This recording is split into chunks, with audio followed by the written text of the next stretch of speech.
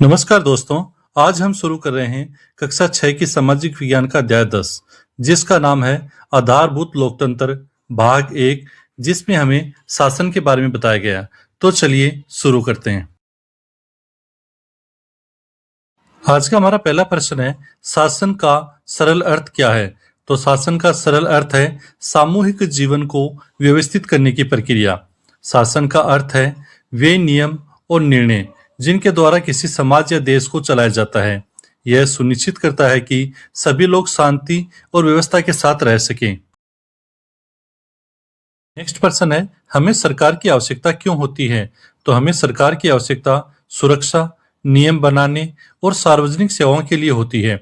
सरकार बाहरी आक्रमण से रक्षा करती है और आंतरिक कानून व्यवस्था बनाए रखती है।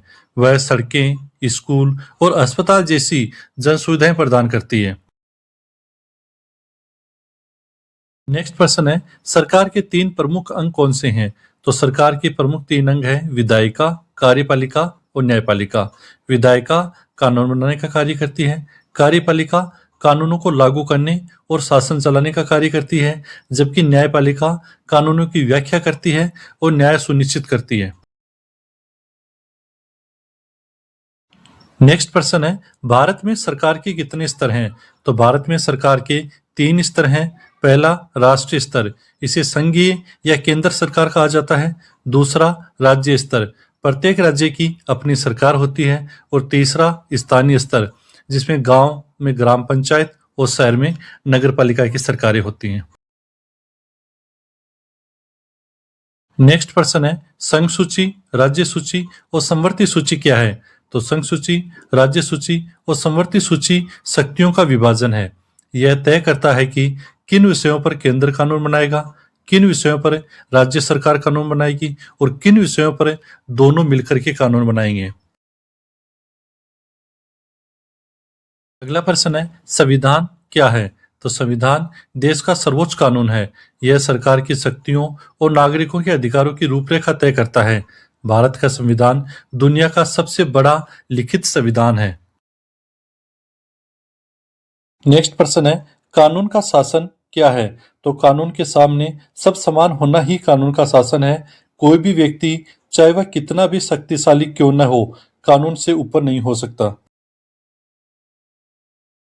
नेक्स्ट प्रश्न है, लोकतंत्र शब्द का क्या अर्थ है? तो लोकतंत्र का अर्थ है जनता का शासन।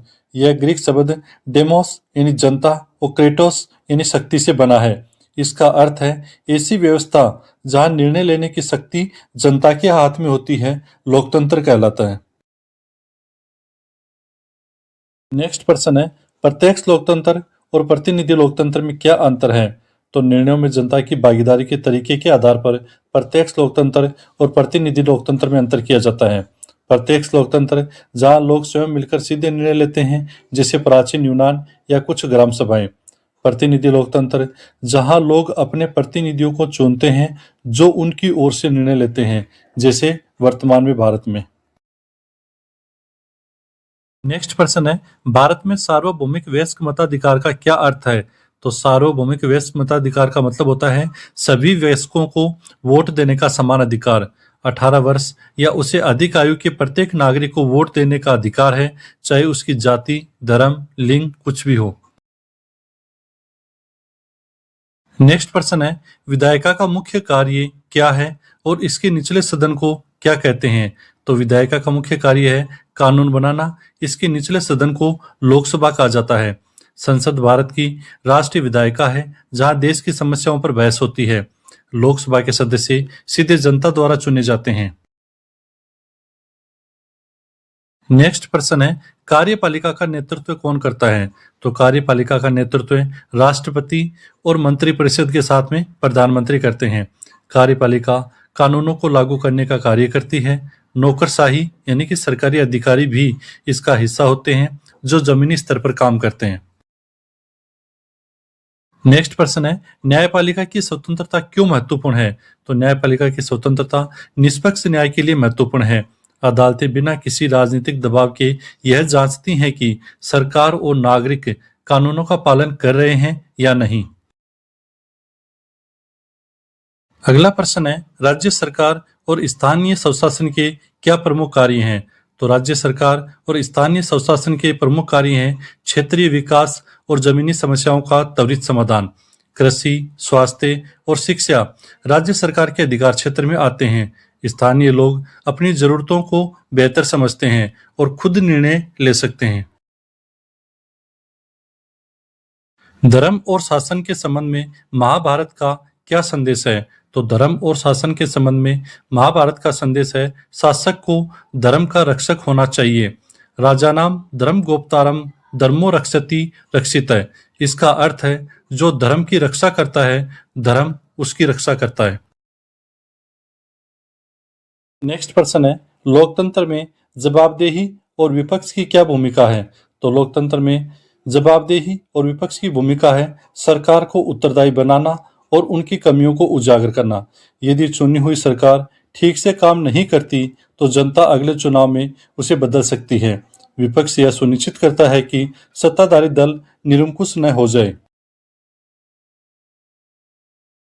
नेक्स्ट प्रश्न है, क्या लोकतंत्र केवल चुनाव तक सीमित है? तो लोकतंत्र केवल चुनाव तक सीमित नहीं है, यह एक जीवन पद्धति है। इसमें समानता, स्वतंत्रता, न्याय और मानवीय गरिमा का सम्मान शामिल है। नेक्स्ट प्रश्न है, शासन प्रणाली में भागीदारी का क्या अर्थ है? तो शासन प्रणाली में भागीदारी का अर्थ है निर्णयों में जनता का हिस्सा लेना, वोट देना, विरोध करना, चर्चा करना और ग्राम सभा में भाग लेना भागीदारी के प्रमुख तरीके हैं। अगला प्रश्न है, लोकतंत्र की रक्षा कैसे होती है और इसके मौन प्रहरी कौन है? तो शिक्षा, जागरूकता और स्वतंत्र प्रेस के माध्यम से लोकतंत्र की रक्षा होती है, जो कि इसके मौन प्रहरी हैं। स्वतंत्र प्रेस और सूचना लोकतंत्र को जीवंत बनाए रखते हैं। अधिकारों के प्रति जागरूक नागरिक ही लोकतंत्र की सबसे बड़ी शक्ति है। आज का अंतिम प्रश्न है, सरकार और शासन के बिना क्या होगा?